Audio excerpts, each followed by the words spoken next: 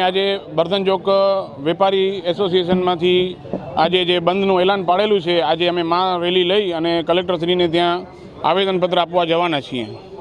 અને આપણે ભૂતકાળમાં જોયું હશે કે ઘણી જગ્યાએ જેમ કે સુરતનું તક્ષશિલા કાંડ છે, અમદાવાદનું અગ્નિકાંડ છે, પછી મોરબીનો ઝૂલતો પુલ હોય કે રાજકોટનો ટીઆરપી ઝોન હોય, દરેક જગ્યાએ ઘટના થયા પછી જ તંત્ર જે છે એ એક્શનમાં આવતું હોય છે। અને આ અમારો જે વિસ્તાર છે ઇમરજન્સી સેવાઓ માટે પણ આ પણ સંવેદનશીલ છે। અને અમે કાંડ થઈ ગયા પછી કોઈ પણ ઘટના ઘટ્યા પછી જો તંત્ર એક્શનમાં આવે, અમે વેપારીઓ તંત્રને અવારનવાર આ બાબતે પહેલેથી જાણ કરીએ છીએ, સજાગ કરીએ છીએ, સતર્ક કરીએ છીએ કે અહીંયા જે દબાણો છે, નો વોકિંગ ઝોનની અમલાવારી નથી થતી, ગેરકાયદેસર જે દબાણો છે એની પરિસ્થિતિ આજે એવી છે કે કોઈને પણ જો ઇમરજન્સી સેવાની જરૂર પડે, જેમ કે 108 છે, ફાયર ફાઇટર છે, તો એ માણસ સુધી એ ઇમરજન્સી સેવાઓ કોઈ પણ કન્ડિશનમાં પહોંચી શકે એમ છે જ નહીં।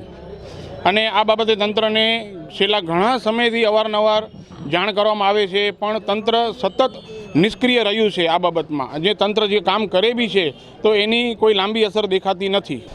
અમારી સાથે આજે 300થી 350 વેપારીઓ સ્વચ્છાએ જોડાયેલા છે।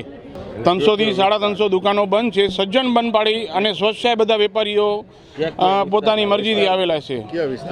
આજે અમારી સાથે માંડવી ટાવર, બર્ધન ચોક, મોચી બજાર, દોરમફળી, મોટું ફળી, બર્ધન ચોક, દરબારગઢ ગેલેરી, જુમ્મા મસ્જિદ નીચેની દુકાનો, એ બધા વેપારીઓ અમારી સાથે સંકળાયેલા છે। જો અમારી માંગ તંત્રને આવેદન આપ્યા પછી પણ જો નહીં સંતોષાશે તો અમે ગાંધી ચિંધ્યા માર્ગે ચાલીશું।